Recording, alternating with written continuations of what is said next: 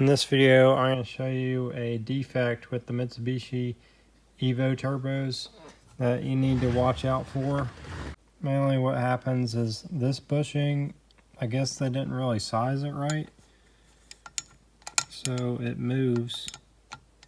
This is actually really common.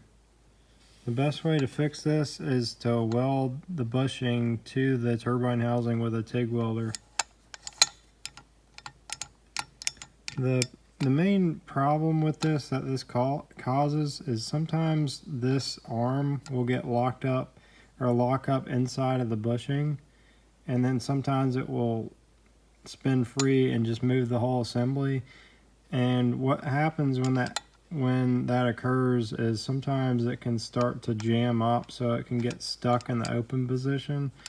So that's something that's really important, that this needs to be repaired before these turbos go back on the car, especially if you have them off already. This I've seen pretty much in every Evo 9 turbo that I've worked on.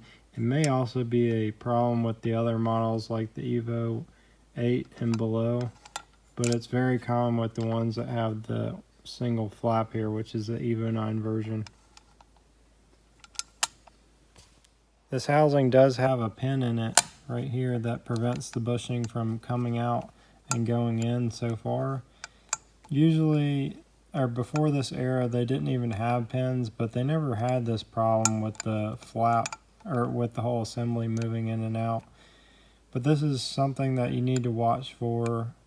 Just make sure you weld it up, because if you don't, then you could have a problem with it in the future, but you probably already noticed this if you had one of these cars.